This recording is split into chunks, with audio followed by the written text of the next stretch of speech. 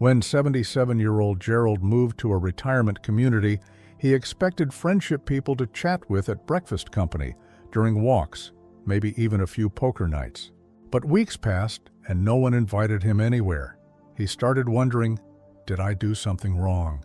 The truth is, many older adults face this silent heartbreak. People slowly distancing themselves, calls becoming less frequent, conversations shorter. But what hurts most is that no one ever says why. It's rarely about age, health, or even appearance. Often it's about habits, small, unintentional behaviors that push others away without us realizing it. And because people are too polite or afraid to hurt your feelings, they never tell you the truth. Yet these truths matter not to shame, but to help. Because the difference between being avoided and being loved often comes down to simple awareness. So today we're uncovering 9 subtle but ugly habits that make people avoid seniors and how to replace them with grace, warmth, and quiet confidence. Each of these insights comes from psychologists, geriatric counselors, and even older adults themselves who have learned to rebuild connection after years of loneliness. If you've ever wondered why some people seem surrounded by love and laughter in old age while others sit alone, this video will open your eyes and your heart. Before we begin, please like this video and subscribe to Senior Ways for more honest, heart-healing wisdom. Now let's start with one of the most common habits, one that hides behind good intentions. Habit number 1, constant complaining. The emotional drain. No one admits. When 80-year-old Lorraine's daughter visited, she always meant well. But within minutes, the conversation turned into a list of aches, bad news, and frustration. I don't know what's happening to the world anymore, she'd sigh. Everything's worse now. Her daughter loved her, but after each visit, she left emotionally exhausted. Not because of the words themselves, but because there was no space left for joy. Psychologists call this emotional energy depletion. Even when complaints are valid, constant negativity signals to others that every interaction will drain them. Over time, people unconsciously protect themselves by pulling away. This doesn't mean pretending to be happy. It means balancing honesty with light-sharing frustrations and gratitude. Lorraine began ending each phone call by mentioning one thing she appreciated that day: a song she liked, a bird, she saw a kind nurse. Slowly, her daughter began calling more often. The truth, positivity isn't denial, it's connection. Habit number 2, giving unsolicited advice. When caring turns controlling. 79-year-old Harold loved giving advice. To his neighbors, to his grandkids, even to strangers at the grocery store. "I'm just trying to help," he'd say. But people started avoiding him. Why? Because even well-meaning advice, when constant, can sound like criticism. Younger people especially may interpret it as, "You don't trust me to figure it out." As we age, the desire to pass on wisdom grows, but so does the need for others to feel heard, not corrected. When Harold learned to simply listen instead of advise, to say, "That sounds tough. How are you handling it?" Conversations changed. People stopped avoiding him and started confiding in him. It's not about staying silent. It's about offering guidance only when asked. Wisdom is like medicine, powerful, but only when given at the right dose. Habit number 3, closed body language, the unspoken wall between you and others. When 76-year-old Evelyn joined her local book club, she noticed something strange. People rarely sat next to her, even though she smiled and greeted everyone politely. Later, one member confided, "We thought you didn't like us. You always crossed your arms and looked away when people talked." Evelyn was stunned. She wasn't angry or distant. She was just cold and trying to sit comfortably. But body language speaks louder than words. As we age, our bodies naturally tighten and our postures close inward. Crossed arms, downturned eyes, or a blank expression can accidentally signal disinterest, disapproval, or defensiveness.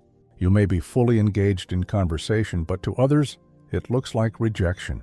Studies from the University of California show that nonverbal cues make up more than 70% of social communication. When those cues seem negative, people feel unwelcome even before you speak. Evelyn began making small changes, sitting upright, keeping her arms open and nodding when others spoke. Within weeks, people responded differently. They smiled more, leaned closer, and invited her for coffee after meetings. That's the power of unspoken warmth. You don't need to say "I care." Your eyes, posture, and tone already tell that story. So the next time you're in conversation, try this. Look at the person's eyes, tilt your head slightly, and let your hands rest comfortably in your lap. These tiny gestures quietly say, "I'm present, I'm kind, and I'm listening." The world opens to open people. Habit number 4, living in the past. When memories replace connection. 81-year-old Charles loved to tell stories about his Army days, his first car, the neighborhood he grew up in. But his granddaughter Lily once sighed softly, "Grandpa, you tell that story every time." That comment hurt, but it was true. For many older adults, memories are safe territory, familiar, comforting, and filled with meaning. But when every conversation becomes a replay of the past, younger people may feel locked out of the present. It's not the stories themselves, it's the imbalance. Talking only about the past can make others feel like you've stopped engaging with the now with them. Psychologists call this the nostalgia trap. It's when reminiscing stops being connection and starts becoming escape. Charles realized this when he visited his friend Walter, who asked questions like, "What do your grandkids do for fun these days?" or "Have you seen any good shows lately?" Walter talked about old times too, but he balanced them with curiosity about the present. That's the secret. Stories connect generations, but curiosity keeps them alive.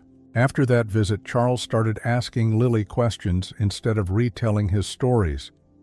"What's your favorite subject this semester?" Or, "What's something new you've learned lately?" Lily's eyes lit up, their conversations grew deeper, and his stories began to matter again because they were shared, not repeated. Your memories are treasures, but if you hold them too tightly, no one else can touch them. When you share them as bridges, not walls, people cross closer to you. Habit number 5, the self-pity loop, when sadness turns into distance. After her husband passed away, 78-year-old Nora often told friends, "No one visits anymore. People forget you when you get old." Each time she said it, her voice broke a little, but so did her friendships. It wasn't because people didn't care.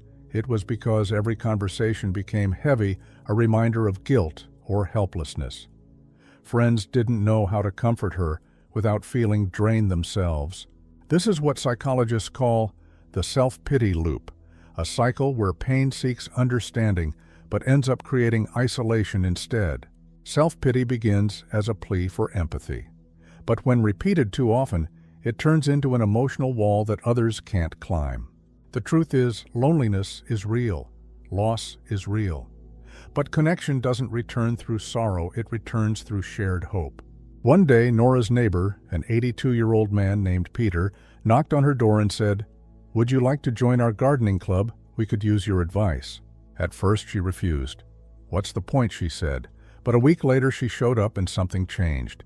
She stopped talking about who she had lost and started talking about what she was growing. Her sadness didn't vanish, but it softened, and soon people stopped avoiding her and started seeking her out again. You can't control who stays or leaves, but you can control the energy you bring. When your words make others feel heavy, they step back. When your presence brings calm or curiosity, they step closer.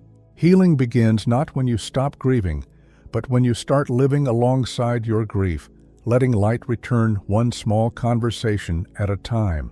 Habit number 6, needing to be right, when pride pushes people away. 80-year-old Samuel was respected in his church, wise, outspoken, and opinionated. But over time, people stopped debating with him. They just nodded politely and changed the subject. He didn't understand why until one friend said quietly, "Sam, it's hard to talk to you when you always have to win." That sentence hurt, but it opened his eyes. Many seniors, especially those with rich life experience, fall into what psychologists call the authority trap. After decades of being parents, workers, and decision-makers, the habit of being the one who knows becomes second nature. But in conversation, that habit can feel dismissive or intimidating, especially to younger people. It's not that others doubt your wisdom, they just want space to share theirs too. Samuel began practicing something simple, saying, That's interesting. Tell me more. Instead of proving he was right, he got curious. Instead of correcting, he asked questions. And suddenly people started opening up again. Being right doesn't build connection. Being kind does. Sometimes the most powerful sentence you can say is, "You could be right." It tells the other person that their thoughts matter too. In old age, humility becomes magnetic. When you listen more than you lecture, people feel safe around you. And where there's safety, relationships grow. Habit number 7, comparing everything. When back in my day builds invisible distance. 79-year-old Richard loved talking with his grandsons until one quietly stopped visiting. When asked why, the boy said, "Grandpa always makes it sound like everything was better before I was born." Richard hadn't meant to criticize, he was just sharing memories. But each back in my day made the younger ones feel that their world, their music, their choices, their struggles were somehow less. Comparison can feel like connection, but it often creates hierarchy.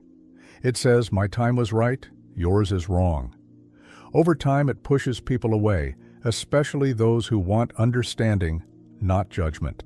Psychologists call this the nostalgia superiority bias, the belief that the past was purer or wiser.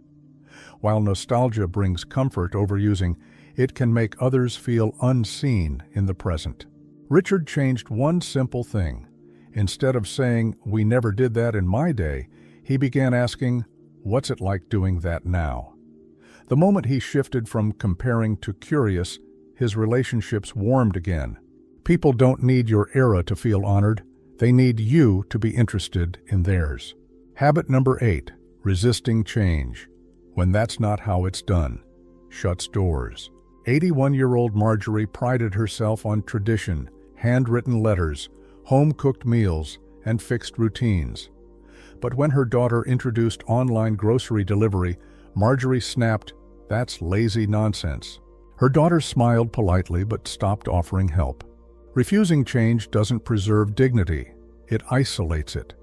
The world moves fast. Technology, language, even manners evolve, and rejecting those changes can make others hesitant to share their world with you. Resisting new things is natural. Change can feel like losing control. But psychologists say flexibility is a key sign of emotional youthfulness. Being open doesn't mean abandoning your ways, it means expanding them. Marjorie later let her granddaughter teach her how to order groceries on her tablet. It felt silly at first, she laughed, but now I don't have to carry heavy bags. That small act of openness became a bridge, one that brought family closer instead of pushing them away. When you say, "Show me how you give younger people the joy of helping," and you remind them that wisdom isn't stubborn, it's adaptable. Habit number 9, forgetting gratitude. The quiet habit that erodes warmth. Kindness is remembered, gratitude keeps it alive. 75-year-old Helen's neighbor brought her soup when she was ill. She smiled and said, "Thanks," but never mentioned it again. Months later, when she asked for another favor, the neighbor hesitated, not because she didn't care, but because gratitude had been forgotten. In older age, it's easy to assume people know you're thankful, but spoken appreciation keeps relationships nourished. Each thank you is a reminder that you still see people's efforts, still value their time, still cherish their care. Saying "I appreciate you" or "You made my day easier" costs nothing but gives back connection in abundance. Psychologists have found that older adults who express gratitude daily report 30% higher social satisfaction and significantly lower loneliness scores. Gratitude doesn't just make others feel good, it rewires your brain for joy. A thankful heart is magnetic. People love being around those who make them feel valued. Final thoughts. Let's gently look back at what we've learned today. We began with constant complaining, which drains connection, then unsolicited advice, which feels controlling. We saw how closed body language sends silent rejection, and how living only in the past keeps loved ones from sharing the present. We explored self-pity and the need to be right, both born from hurt but cured by humility. And finally, we faced the subtle trio, comparing, resisting change, and forgetting gratitude, each one quietly pushing people away, while convincing us nothing's wrong. But here's the beauty: every habit can be replaced. Complaints can turn into conversations, advice can turn into listening, comparison can turn into curiosity. Change doesn't mean losing yourself, it means staying alive in spirit. And gratitude, it keeps your soul young. Old age isn't what makes people avoid us, unawareness does. The moment you see these habits, you have the power to soften them, to choose connection again.